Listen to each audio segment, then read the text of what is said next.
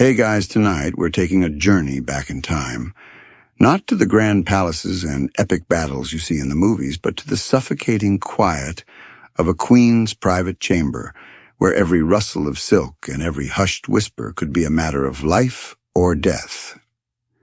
Imagine yourself in a drafty stone castle, the air thick with the scent of beeswax and old tapestries, and you're the queen. Your husband, the king, is a political necessity, not a soulmate, and your body, your very existence, is not your own. You are a living treaty, a human land deed, and your primary function is to provide an heir. To deviate to seek a fleeting moment of human connection, or God forbid love outside of this arrangement, is a betrayal far worse than treason. It's a risk you probably won't survive. So before you get comfortable, take a moment to like the video and subscribe, but only if you genuinely enjoy what I do here. Let me know where you're listening from and what time it is for you. Now dim the lights, maybe turn on a fan for that soft background hum, and let's ease into tonight's journey together. You're a queen. Not the kind who wears a paper crown and sips tea, but the kind who inherits a kingdom, or more likely is married into one as a means to an end. This is the Middle Ages, remember. There are no romantic comedies here. Your parents, the king and queen of wherever you're from, have been negotiating your life since you were in the cradle. You are a pawn in a very high-stakes game of political chess. Your value is not in your wit, your charm, or your personality, but in your royal bloodline and your potential to bear a son. A male heir. That's the entire point of your existence. You can't put that on a LinkedIn profile, can you? Skills expert in securing dynastic stability through procreation. It's a job title that comes with no benefits aside from a lifetime supply of uncomfortable brocade dresses and a terrifyingly high-pressure work environment. And in this world, infidelity for a queen is not a personal failing. It is a geopolitical disaster waiting to happen. For a king, a dalliance with a mistress is often a sign of his virility and power, a sort of historical era flex. For you, it's a direct threat to the very foundations of the kingdom. Think about it. A king's heir needs to be unquestionably his. The bloodline must be pure, untainted by any question of paternity. Any doubt about the father of a prince could ignite a succession crisis, plunging the entire kingdom into a civil war that could last for generations. It's like a medieval paternity test, but instead of a DNA swab, the penalty for a wrong answer is a bloodbath. Historians still argue whether some of these alliances were truly about love, or if they were merely pragmatic arrangements to prevent a stronger rival from rising. The stakes are so high because royal marriages are not about people. They are about land and power. You might be a French princess married to an English king, a symbol of a fragile peace treaty. Your body is the border. Your fertility is the harvest. If you were to find comfort in the arms of a man who is not your husband, you are not just breaking a vow, you are jeopardizing a treaty, undermining a dynasty, and potentially inviting a foreign invasion. The very idea of you having a choice in the matter is a modern concept. The medieval queen has no choice. Her life, her body, her very love is a commodity to be traded for the stability of a kingdom. It's a harsh reality, one that would make even the most jaded of modern cynics wince.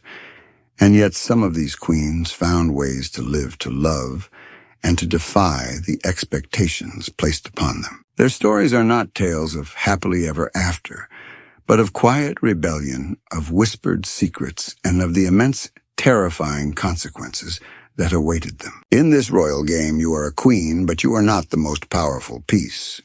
You're more like the king's pawn, a sacrificial lamb who can be moved and traded to protect the true power on the board. The king might have a dozen affairs, and it would be a scandalous footnote in history. You have one, and you risk a place on the scaffold. It's a double standard as old as time itself, and in the next section, we'll see just how cruelly the scales were balanced against you. So you're the queen. And let's be honest, your marriage is a bargain, but it's a very lopsided one. The king, your husband, gets a guaranteed bloodline, or at least the appearance of one. And a political alliance, you get to live in a castle, but you are essentially a high-end, heavily guarded piece of property.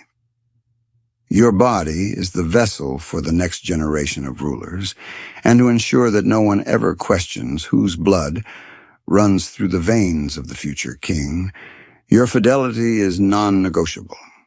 It's not a moral question. It's a matter of state. A single whisper of an affair, a fleeting rumor, could unravel everything. The rules for you are 1,000 times stricter than they are for the king, whose mistresses are often an open secret, a sort of status symbol. It's like being in a super-exclusive club where the membership rules only apply to half the people. This isn't just about having a different set of rules. It's about the very concept of power. A king's power is absolute, or at least he pretends it is. His mistresses don't threaten the line of succession because their children are, by definition, illegitimate. They are seen as proof of his potency, his ability to produce heirs even outside the formal constraints of marriage. For you, the queen, any child born of an affair is a ticking time bomb. It's a usurper waiting to be born, a potential rival to the throne, who carries the blood of a lesser man. Your transgression isn't just a personal betrayal. It's a crime against the entire kingdom, a direct threat to its very stability. Imagine the paranoia. Every gesture, every glance you exchange with another man is scrutinized. The charming knight who helps you from your horse, a potential lover. The dashing troubadour singing a song, just for you, a conspirator.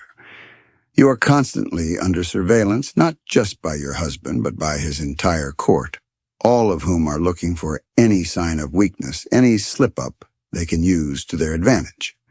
They are not your friends. They are your husband's vassals, and their loyalty is to the crown, not to you. And that crown, remember, is represented by an unquestionable male heir. A particularly quirky historical fact is that some medieval courts even employed queen's watchers, essentially spies, whose sole job was to monitor the queen's every move and report any hint of impropriety. It's a bit like having a reality show camera crew following you 24/7, except the stakes are a lot higher than a few dramatic monologues. You're not just hoping for a good storyline. You're hoping to avoid the headsman's axe. This double standard is what makes the stories of unfaithful queens so tragic and so fascinating. They are not just stories of lust or forbidden love. They are stories of rebellion against a system designed to suppress them. These queens, by daring to seek intimacy or even just companionship outside of their marriages, were making a political statement whether they intended to or not. They were saying, "My body is my own," in a time when that concept was utterly alien. Historians still argue whether the queens were acting out of passion, political ambition, or simply a desperate need for a connection in a very lonely and isolating world. You might think, well, what about the kings who were unfaithful? And you'd be right to ask, but for them, the consequences were almost always personal, not political. They might have a fight with their queen or face a bit of public gossip, but their actions rarely threatened the kingdom. Their legitimacy as ruler was never in question. Their illegitimate children, if they had any, were a side note, a detail in their personal lives. For you, the queen, your affair is never personal. It is always, always a matter of state. So you're the queen trapped in a gilded cage, but a gilded cage is still a cage. And some of these historical figures we're talking about tonight, had no intention of staying caged. You'd be looking for a way out, or at least a way to make your reality a little more bearable. And no one embodies this struggle quite like Eleanor of Aquitaine.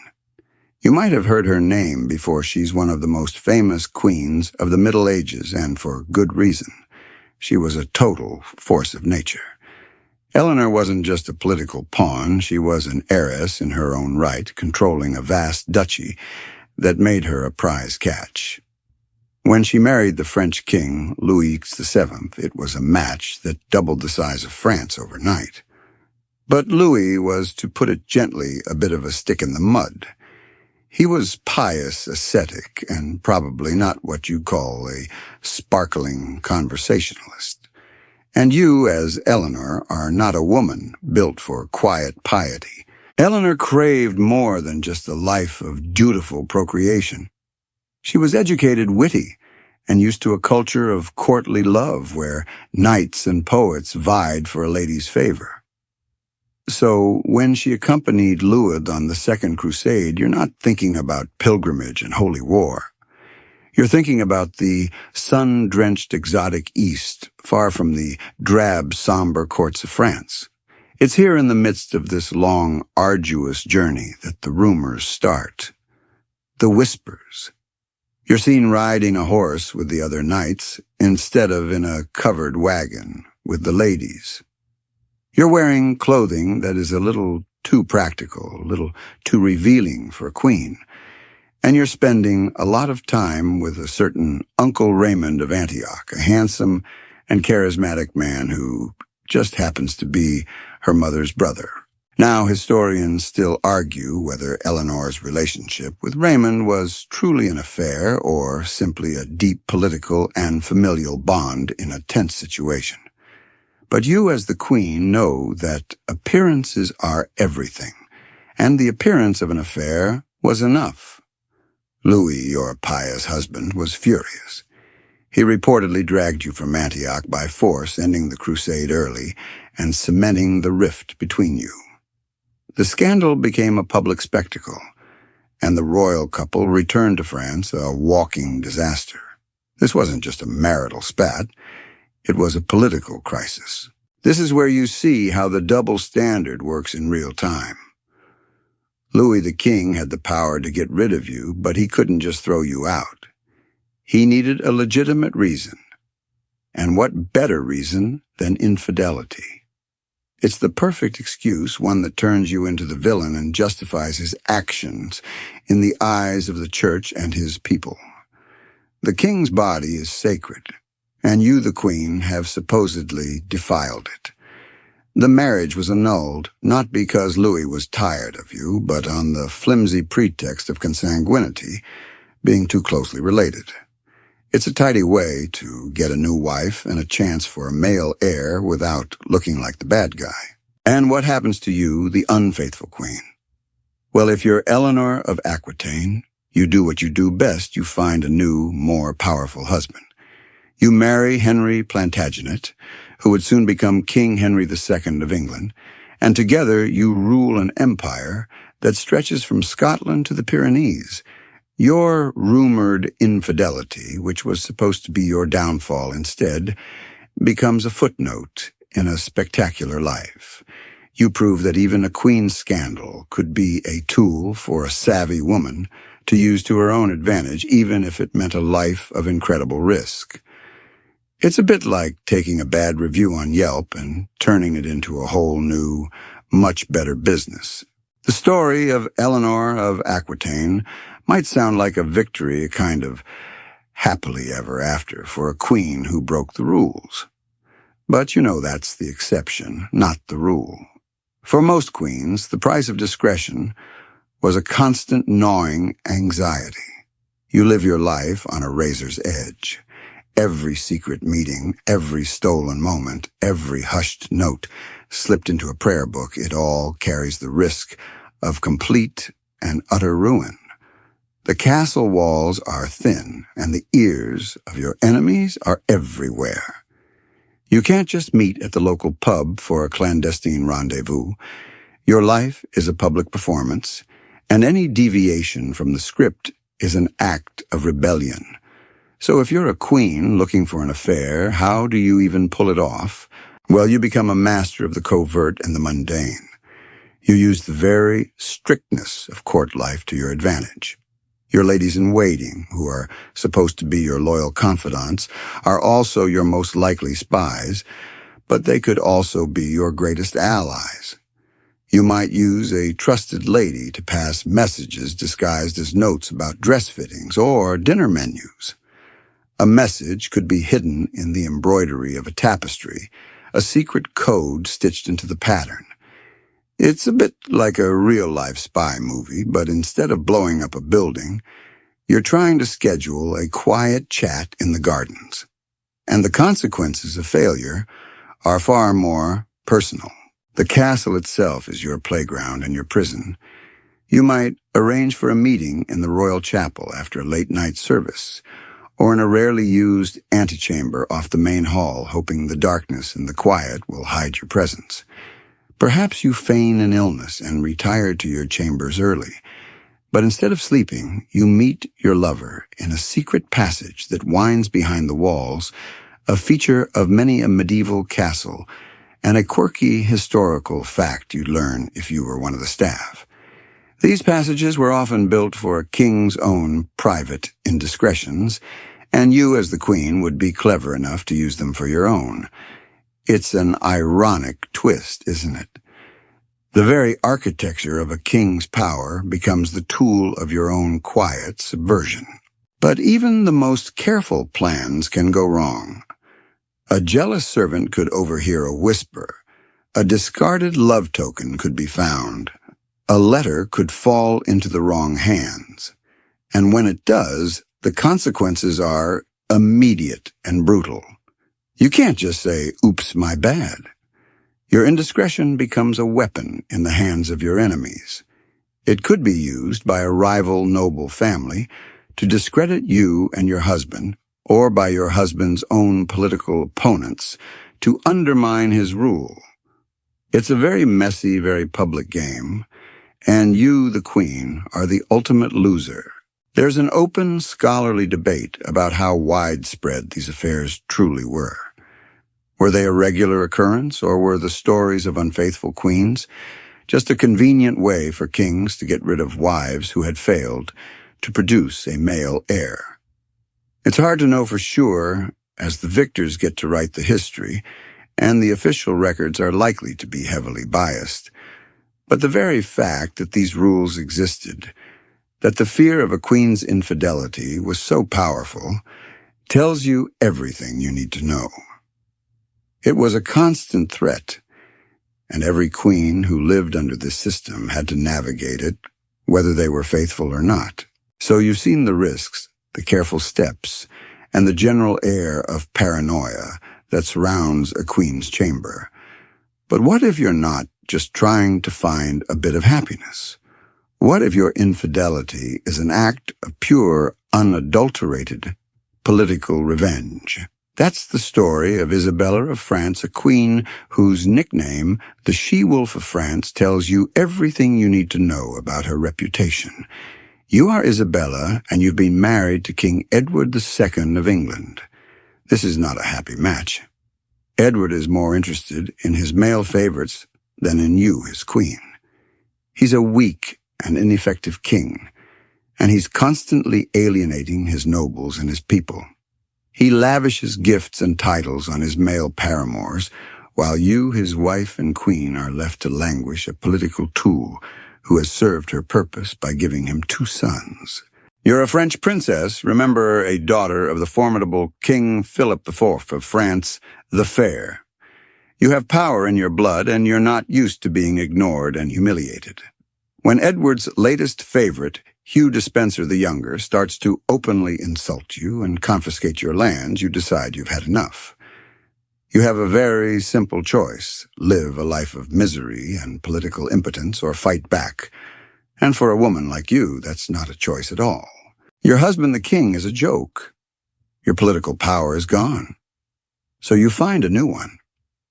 You go to France, ostensibly on a diplomatic mission, but you have no intention of returning. You're a queen without a kingdom, a wife without a husband. And it's in France that you meet Roger Mortimer, an English nobleman who has been exiled by Edward and Despenser. He's a charismatic, ambitious man, and he's also a powerful rival to your husband. The two of you, a beautiful, humiliated queen, and a charismatic, vengeful nobleman, form a bond that is both personal and intensely political. You become lovers. But this isn't a secret, furtive affair. It's an open declaration of war. Your affair with Mortimer is not a sign of weakness. It's a sign of strength. It is a rebellion in plain sight. You and Mortimer raise an army. You return to England in 1326, and the English people, tired of Edward's incompetence and the corruption of his favorites, flock to your banner. You overthrow Edward, you capture and execute Despenser, and you install your young son, Edward III, as the new king with you and Mortimer, ruling as regents. Your infidelity, far from being a liability, has become the vehicle for a successful coup. It's the ultimate revenge story, a real-life power play that would make any modern political strategist proud. You didn't just break the rules. You rewrote them using your affair as a tool to seize power. The story of Isabella is a historical fact, but historians still argue whether her affair with Mortimer was the primary driver of the invasion or simply a convenient alliance born of mutual desperation. Was it love or political expediency? It's hard to tell, but a quirky tidbit is that Isabella and Mortimer's partnership was so tight that they shared a bed and a throne for years. You see a woman who was considered by her contemporaries as a manipulative, even cruel figure, a true she-wolf. But you also see a woman who was cornered, pushed to the limits of her endurance, and who used the only tool she had, her personal relationships, to fight back against a system designed to crush her. The story of Isabella of France shows that sometimes the most audacious move is also the most successful. But for every Isabella, there were dozens of queens who found their defiance led not to a throne, but to a scaffold. You're now in the court of King Henry VIII of England, a place where the air is thick with ambition and fear. You're a young woman named Catherine Howard, and you're not a powerful duchess or a wealthy heiress. You're just a girl who grew up in the household of her step-grandmother, where the lines between propriety and impropriety were a little blurry. Before you even set foot in the king's court, you've had a few dalliances, a few youthful indiscretions that would come back to haunt you. You're living a historical equivalent of that moment when an old, embarrassing social media post resurfaces. But now you're the queen. You're married to the most terrifying and unpredictable man in England. Henry VIII, who has already famously beheaded one wife, Anne Boleyn, is a large, aging, and increasingly paranoid king, and you are young, vivacious, and utterly unsuited for the rigid, unforgiving life of a queen. The pressure to be a perfect queen, chaste, fertile, and obedient is immense. You're a woman who has a past, but in Henry's court, a past is a luxury you cannot afford, and you, Catherine, make a series of fatal mistakes. Instead of cutting ties with your old life, you bring it with you. You appoint one of your old flames, Francis Derham, as your private secretary. You also start a new secret affair with Thomas Culpeper, a handsome courtier, and one of Henry's personal favorites. Your indiscretions aren't just a personal choice. They are a direct and dangerous challenge to the king's authority. You're not just breaking a vow, you're taking a gigantic risk with a man who has made a public spectacle of his ruthlessness. He needs to know his heir is his own, and any hint of an affair is a direct threat to the Tudor dynasty. The fact that the king himself had an army of spies and informers eager to please him by uncovering any sign of treason only made things worse. It's like being in a house full of mousetraps, and you're a mouse who just can't resist the cheese. A quirky tidbit is that the charges against Catherine were delivered not by a formal indictment, but by a legal document known as an Act of Attainder, which essentially bypassed a formal trial. The rumors start to circulate. A courtier, a jealous rival, or a servant with a score to settle it, doesn't matter who it is, sends a note to the king's men outlining your past and your current affairs. The evidence letters and witness accounts is overwhelming. And for Henry, it's not a matter of a broken heart. It's a matter of national security. You, his queen, have been unfaithful. And in his eyes, that is a form of treason. You are a threat to the state, a danger to the royal bloodline. Historians still argue whether Catherine's behavior was a result of naivete, a desperate attempt at finding love in a loveless marriage, or simply a lack of understanding of the true consequences of her actions. Perhaps it was a mixture of all three, but the result is the same. You are stripped of your title, imprisoned in the Tower of London, and eventually executed. Your story is a grim reminder that for most queens, the price of an affair was not a new kingdom or a fresh start. It was a final, chilling walk to the scaffold. You've seen queens who gambled with their lives and lost like Catherine Howard, and others who, through a stroke of genius or luck, managed to turn their scandals into power like Isabella of France. But what about the men involved? The men who dared to enter the queen's private world and risk everything for a stolen moment of intimacy. You might be thinking of some dashing duke or a charming knight, but sometimes the man was far closer than you'd ever imagine. The royal bodyguard, the keeper of the queen's most intimate secrets, the man whose job was to protect her from all threats, both external and internal. And what happens when the lines between protector and lover begin to blur? It's a familiar trope in fiction, but it was a very real and very dangerous occurrence in the Middle Ages. Take, for instance, the case of Marie de France, the queen of Louis VII. While Louis was off on a crusade, a very long one, Marie was left to manage the kingdom. It's a stressful job, and she found herself spending more and more time with her personal bodyguard, a man known only as Guillaume. He was her protector, her confidant, and as the rumors would have it, her lover. You can imagine the scene, late nights, hushed conversations, a growing intimacy born of shared isolation and responsibility. He sees her not as a symbol of the state, but as a woman. And she sees him not as a servant, but as a man who is loyal to her, not to the crown. It's a dangerous forbidden dance, and one that could only end in tragedy. The relationship between a queen and her bodyguard was a uniquely risky one. He was in a position of trust, privy to her movements, her moods, and her schedule. He knew when the king was away, when the servants were asleep, and when the guards were on their rounds. His access was his greatest tool, but it was also his greatest weakness. For him, the consequences of discovery were immediate and lethal. He wasn't just a lover, he was a usurper of the king's rightful place, a thief who had stolen the most precious possession in the kingdom, the queen's loyalty and affection. A quirky tidbit that you might find interesting is that some medieval monarchs would intentionally choose their bodyguards based on their plain appearance or advanced age to prevent any romantic entanglements. It was an early form of a very serious HR policy. You want to protect the queen great.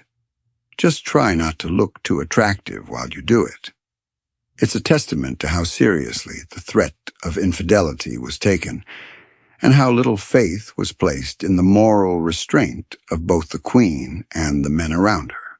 Historians still argue whether the stories of these affairs were true or just a form of political sabotage.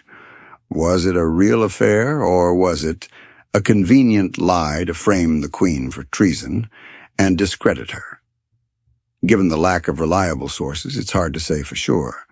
But the fact that these stories existed, that they were used as a basis for accusations and punishments, tells you everything you need to know about the intense paranoia that surrounded the Queen's chastity.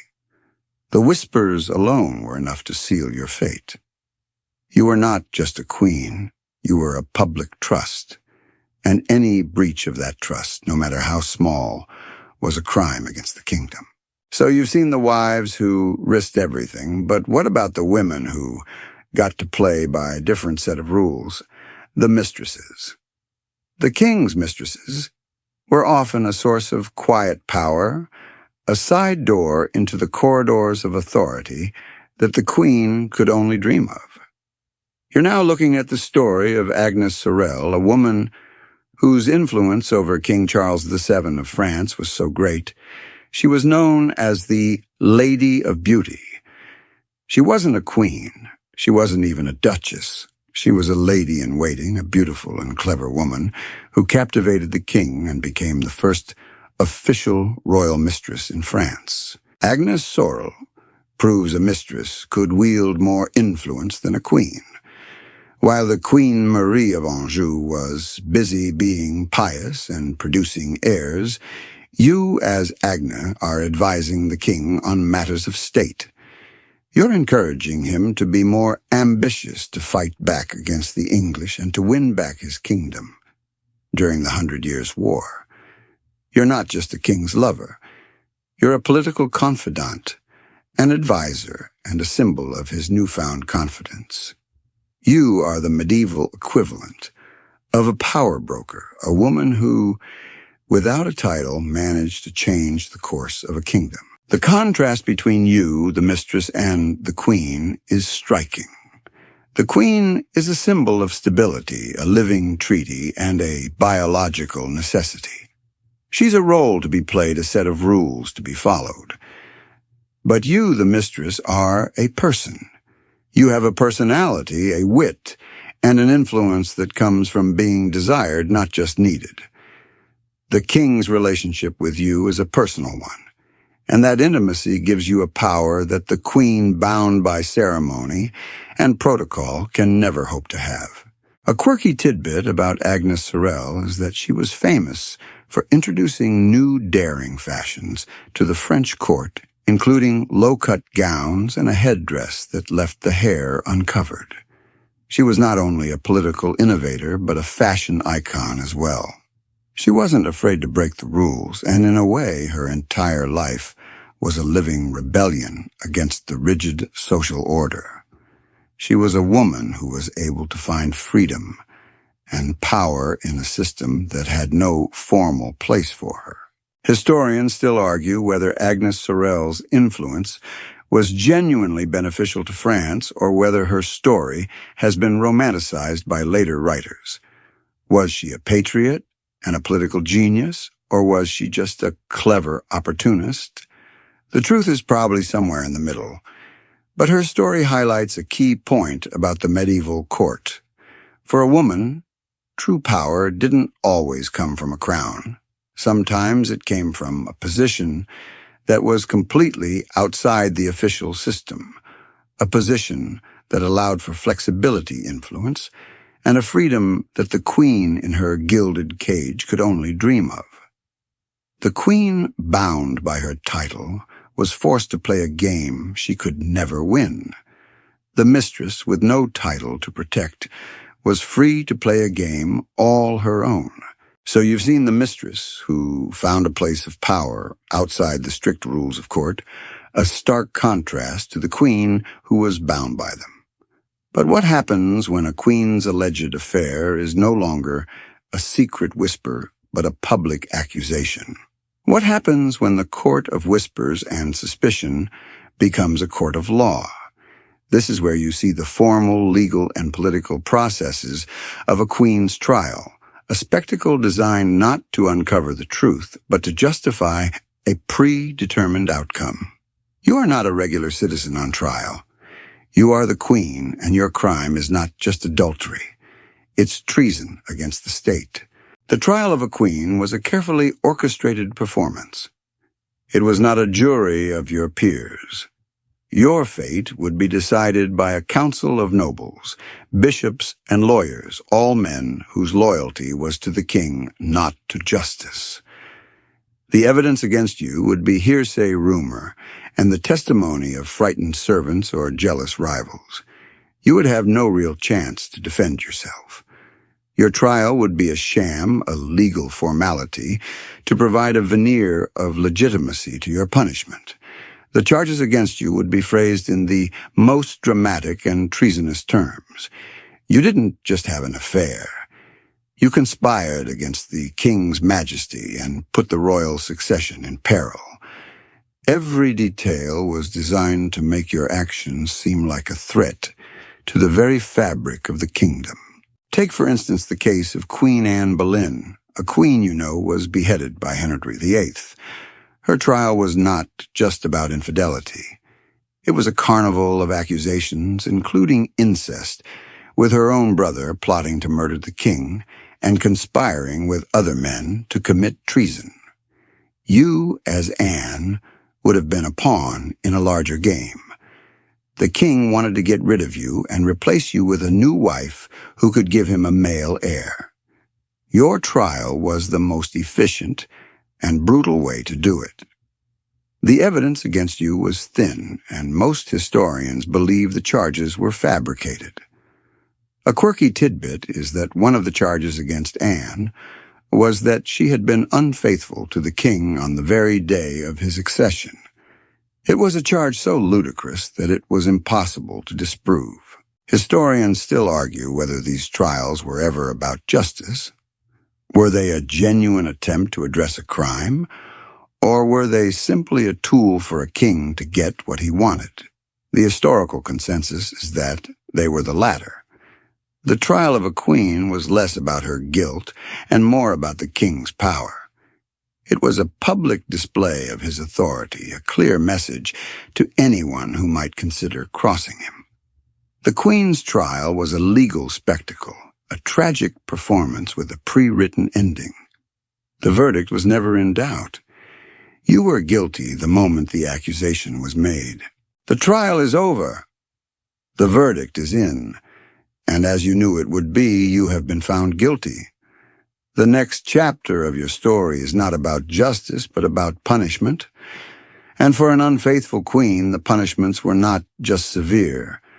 They were designed to be a public lesson, a grim warning to anyone who dared to challenge the king's authority or the sanctity of the royal bloodline. You're not just a person anymore. You're a symbol of what happens when the rules are broken. The methods of punishment range from the gentle to the unspeakably brutal, each one a calculated act of cruelty.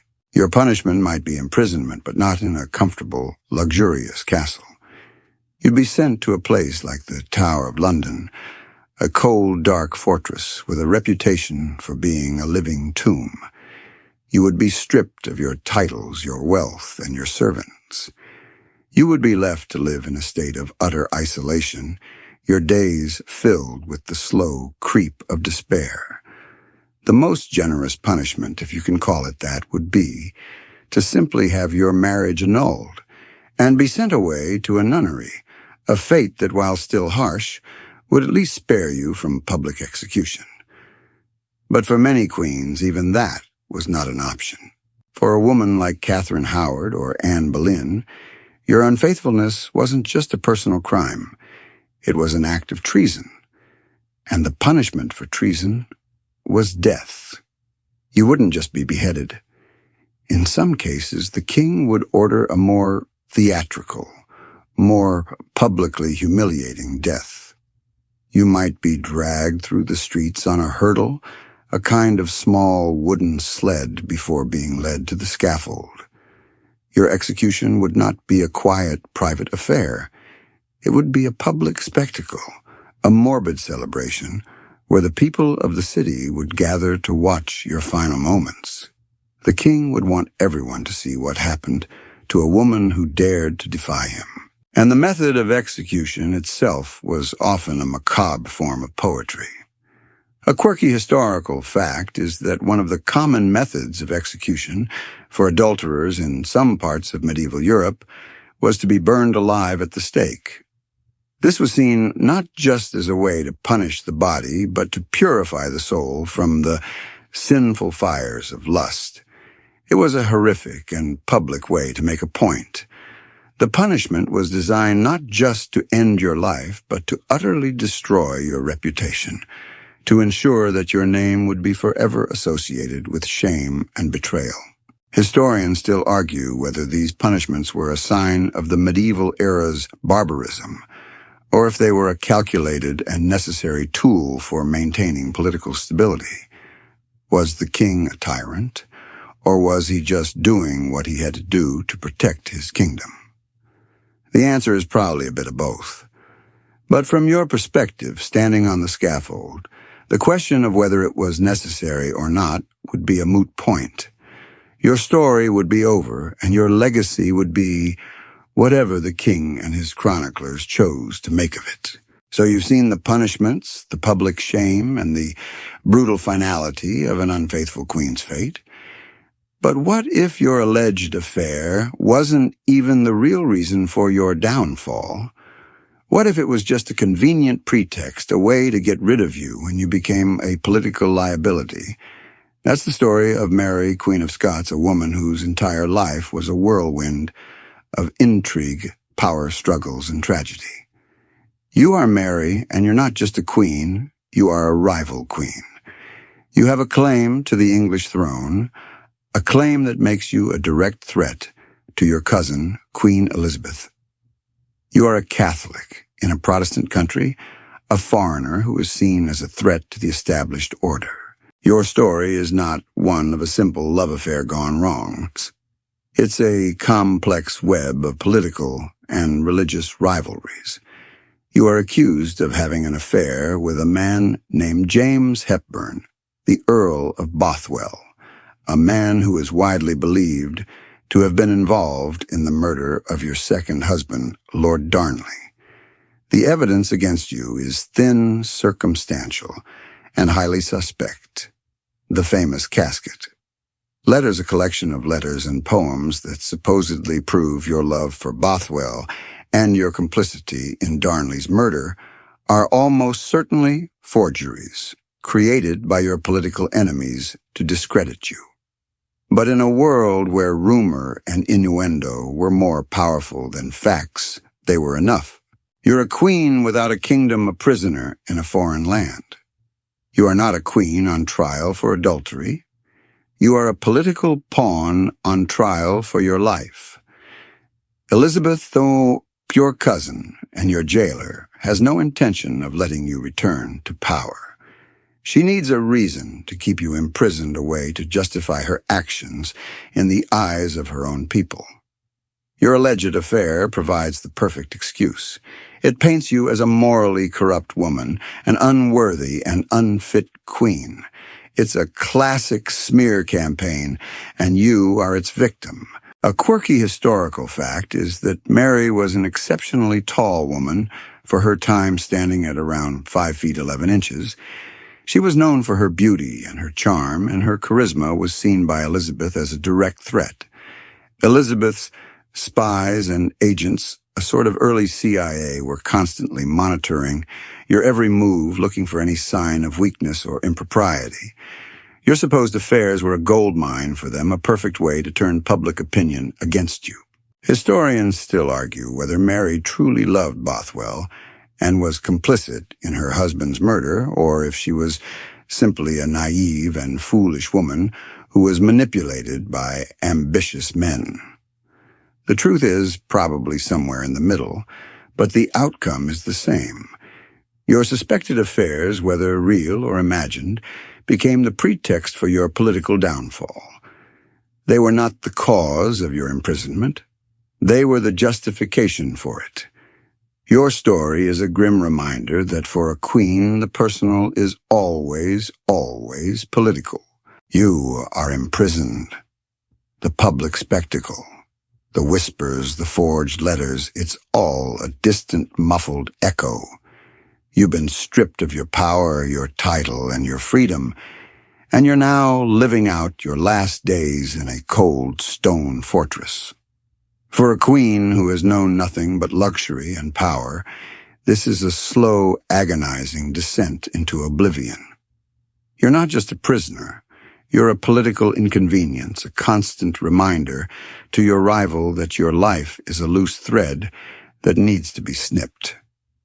This is the claustrophobic reality of a queen's last days. Your life is a study in solitude. You have a few loyal servants, but they are also your jailers. Every conversation is monitored, every letter is read, and every thought you have seems to be shared with the queen who holds your fate in her hands. The days are long and monotonous. You can't just binge-watch a historical documentary to pass the time. You pass the hours with embroidery, with prayer, with the occasional walk in a small walled garden. The world outside goes on without you.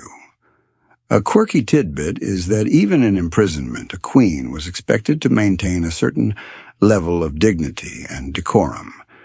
You would still be served meals on fine china, still be given clothes of a certain quality, a sort of cruel mockery of the life you once had. The anxiety is a constant companion.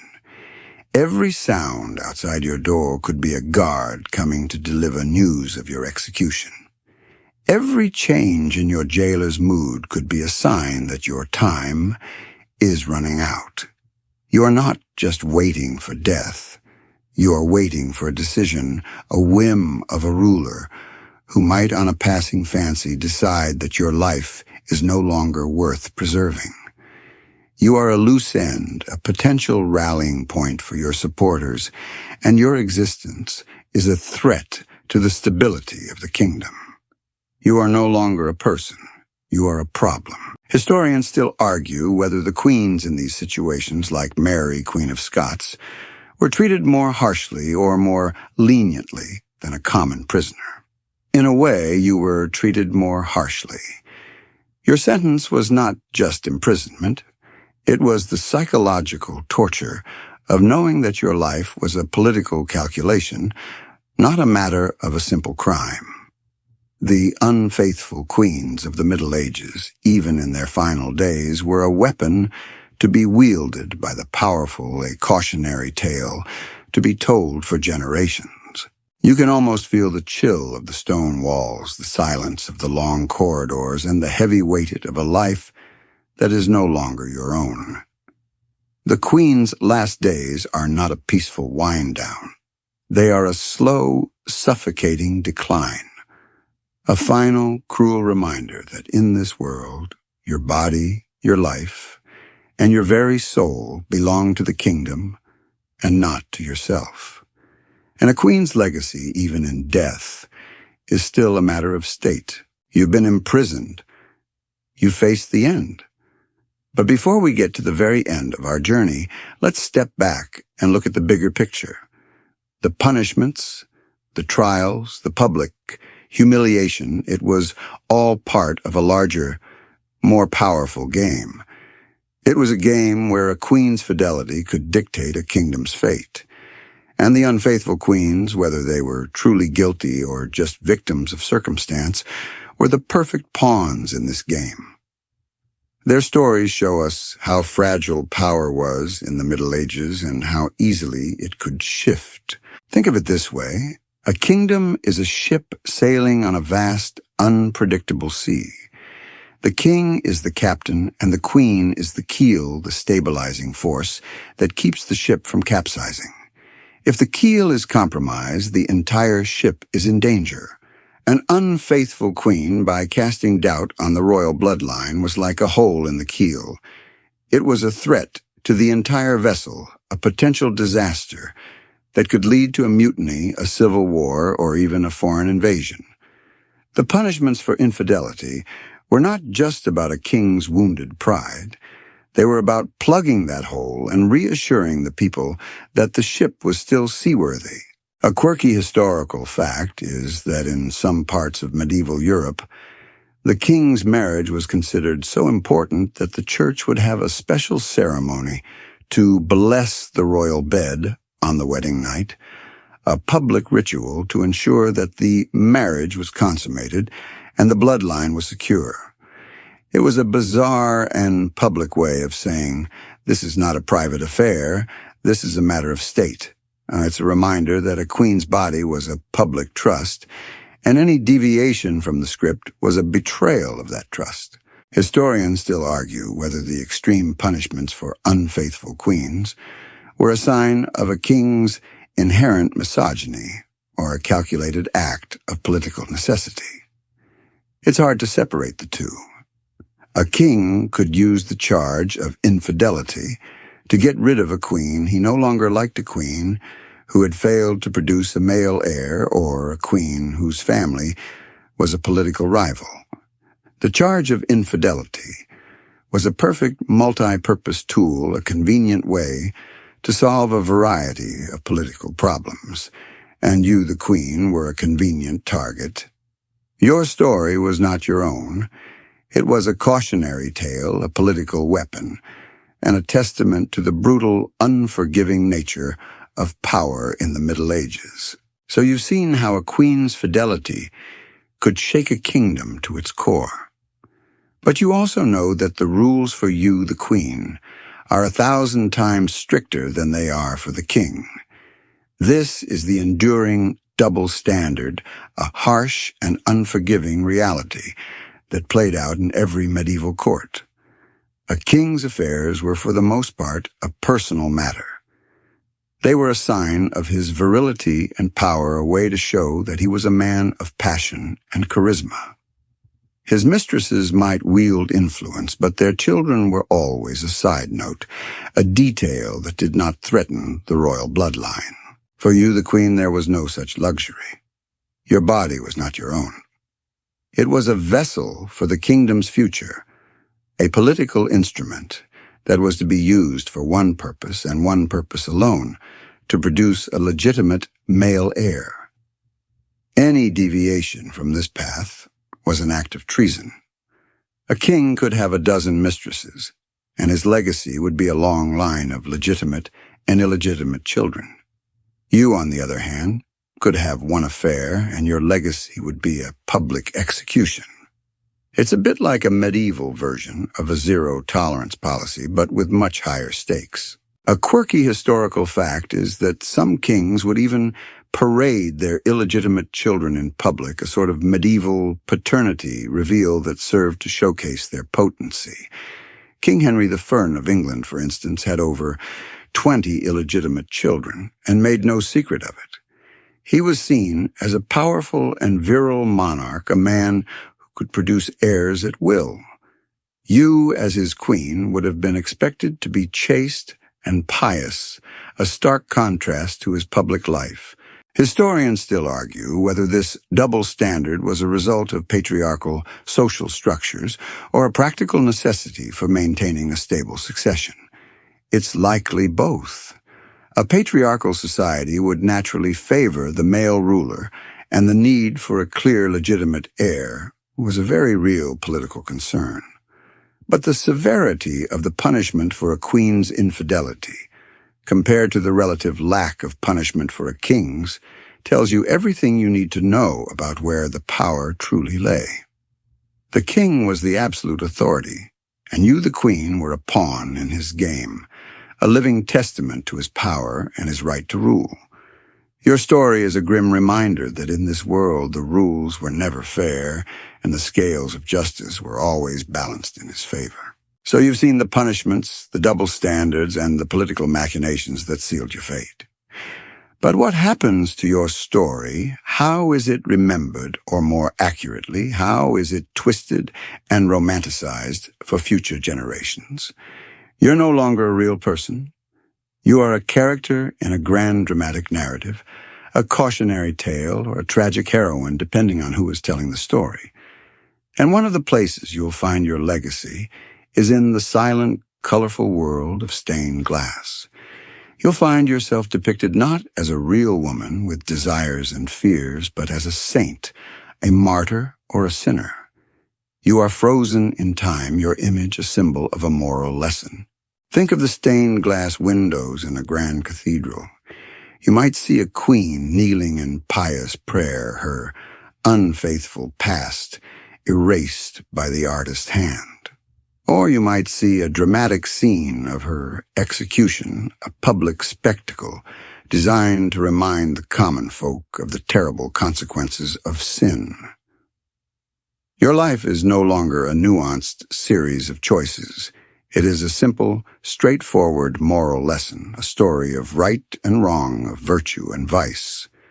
The details of your life, the political pressures, the loneliness, the desperate search for love, are all lost, replaced by a sanitized, one-dimensional portrait. A quirky historical tidbit is that medieval stained glass often used a specific shade of red to represent sin and a vibrant blue to represent purity, so you can tell what the artist thought of you just by looking at the color palette. Historians still argue whether the romanticization of these queen stories helps us understand their plight, or if it just further erases the reality of their lives. Are we honoring them by turning their tragedy into art, or are we just using their stories for our own entertainment? It's a question that has no easy answer. But you, the queen, know the truth. You know that your life was not a simple morality play. It was a complex, difficult, and often brutal existence, one that was shaped by forces far beyond your control. You were a woman who was trapped by her title, her lineage, and the patriarchal society she was born into. And so as we come to the end of our journey, you can see these stories not just as a collection of sensational tales, but as a reflection of the deep-seated fears and anxieties of a society that was obsessed with control, with lineage, and with power. You, the unfaithful queen, were a threat to all three, and your story, whether it ended in victory or tragedy, was a testament to your courage and your defiance. The journey is over now, and the stories have faded back into the quiet hum of history. The whispers of the castle walls have fallen silent. The clank of the executioner's axe is just an echo. You can let the images go now. The cold stone of the castle, the rustle of the royal robes, the quiet fear in the queen's eyes. Let them all soften and drift away. The past is where it belongs, tucked safely in the pages of books and the stained glass of cathedrals. There's nothing more to worry about. The air is still and your bed is warm. Just the gentle sound of the fan now and the quiet rhythm of your own breathing. Let go of the queens and their fates, and let your mind settle into the quiet of the night. Sleep now knowing you're safe and that your own story is still yours to write. Sweet dreams.